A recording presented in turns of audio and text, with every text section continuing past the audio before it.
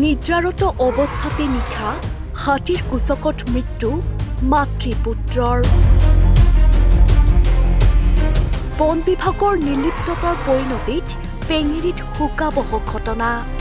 বন্যহস্তীৰ আক্ৰমণত নিহত ৭০ বছৰীয়া মাতৃসহ ৫০ বছৰীয়া পুত্ৰ। বন বিভাগৰ হেমাহিৰ বাবেই তিনিচুকীয়াৰ পেঙেৰিত সংঘটিত হ'ল এক শোকাবহ ঘটনা। ঘৰৰ ভিতৰতে নিশা শুই থকা অৱস্থাত বন্যহস্তীৰ আক্ৰমণত প্ৰাণ গ'ল মাতৃপুত্ৰৰ। নিশা পেঙেৰিৰ ব্ৰহ্মজান চাহ বাগিচাত সংঘটিত হয় এই ভয়ংকৰ ঘটনা। হাতী মানুহৰ ক্ৰমবৰ্ধিত সংঘাতৰ কৰুণ পৰিণতি ব্ৰহ্মজান চাহ বাগিচাত। নিশা প্ৰায় 11:30 এজাক বন্যহস্তীয়ে চাহ বাগিচাখনত প্ৰৱেশ কৰিছিল।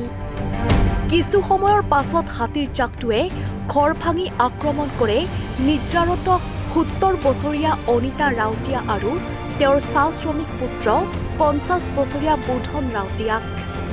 স্থানীয় লোকে জনোৱা মতে বিগত দীৰ্ঘদিন ধৰি পেঙেৰিৰ খাটাংপানী বনাঞ্চলিক কাৰ্যালয়ৰ অন্তৰ্গত বিভিন্ন স্থানত বনৰীয়া হাতীয়ে সন্ত্ৰাস চলাই আহিছে। কিন্তু হাতীৰ উপদ্ৰৱ ৰোধ কৰিবলৈ কোনো ফলপ্ৰসূ ব্যৱস্থা গ্ৰহণ নকৰাৰ অভিযোগ স্থানীয় বন কৰ্তৃপক্ষৰ বিৰুদ্ধে। সহায় চৰকাৰৰ কাৰণে চৰকাৰক কিবা ব্যৱস্থা কৰি দিব লাগে। মোৰ এনেকুৱা বস্তু পানী মানে এতিয়া একোৱেই নাই বুলিও ভাবিম। মই ইমান মানে তহঁতৰ কথাটো ইমান নাজানো।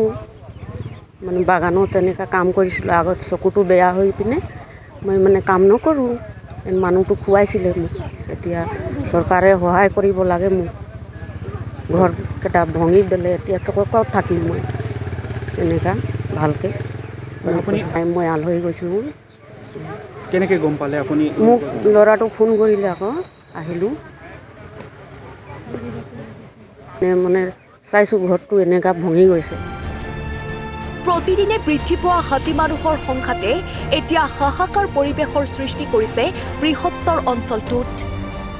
ইমানৰ পিছতো বন বিভাগৰ গা নলৰাত ক্ষুব্ধ হৈ পৰিছে অঞ্চলবাসী।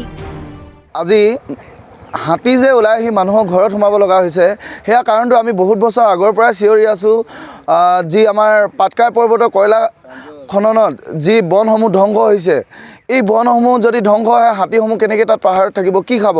আৰু দ্বিতীয়তে আমাৰ দাঁতিকাষৰতে থকা দিহিং পাটকাই ৰাষ্ট্ৰীয় উদ্যান বুলি কয়, তাৰ মাজত যদি অইলক বিঘা বিঘা হিচাপত যদি মাটি দি দিয়া হয়, হাবি ধ্বংস কৰিবৰ কাৰণে যদি দি দিয়া হয়, আৰু ফৰেষ্টাৰে এই বনসমূহ সংৰক্ষণৰ পিছত নালাগি ৰাস্তাৰ বন্ধ কৰা ডাম্পাৰৰ পিছত যদি লাগি থাকে, আৰু ক'ত কয়লা চিণ্ডিকেটৰ পিছত কয়লা পইচা ল'ম বুলি যদি ফৰেষ্টৰসমূহে ৰাস্তাত গাড়ী ৰখি থাকে, তেনেস্থলত বনসমূহ কেনেকৈ সংৰক্ষণ হ'ব?